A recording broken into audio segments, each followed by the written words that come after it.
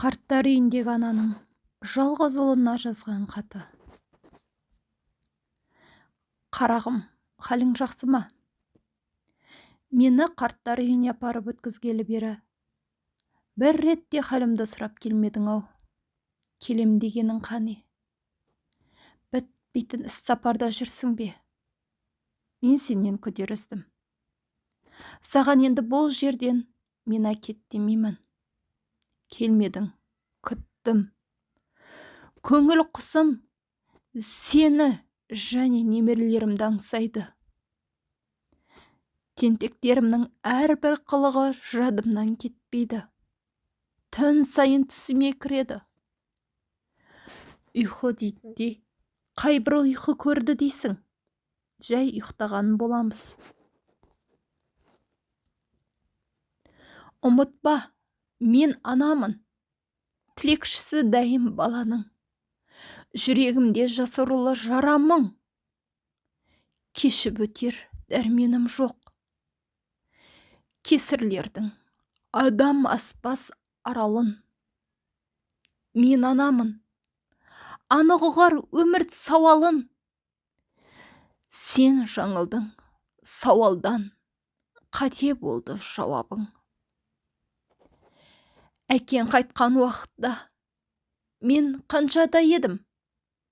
Тұп-тура 24 жаста едім. Жастығымды сенің жолың арнадым. Сені осы күнге жалғыз жеткіздім. Саған қолымнан келгенше жақсы ана бола алдым. Ал сенше маған жақсы перзент бола алдың ба? Ойлан. Балам-ау, сенен басқа жақын жалғанда ешкімім жоқ еді. Сенгенім, тірегім сен едің. Мен сенің жарыңды қызымдай жақсы көрдім. Еш көңіліне тимедім. Ол мені келін болып түскен күннен ұнатпады. Менің аналық ақылымды еш құлағына ілмеді. Сен бәрін білдің, үндемедің, басындырдың, тия алмадың. Ер адам намыс пен қайратты ту етпесе, сөзі өктем шықпайды. Отбасында билігі болмайды. Мінезді жан едің, алып тұлға нар едің ғой. Бұл жақта жағдайым жақсы деп санайсың ба? Жоқ. 14 бөлмелі үйіңе симадым. Келіннің иті мен мысығы жүрген жерде маған орын табылмады. Бар дүниедегі қызығымнан айырдың. Мехмет пен Айша мені іздеп жылаған кезде не дедіңдер? Мені өлді дедіңдер ме? Маған келген қарттық сендерге де жетеді. Мен ренжімеймін.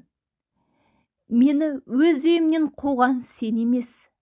Келіннің ауыр сөздерін естімес үшін өзім де осы жаққа келмек едім.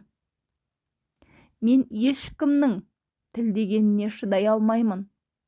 Намысымды ешкімге таптата алмаймын.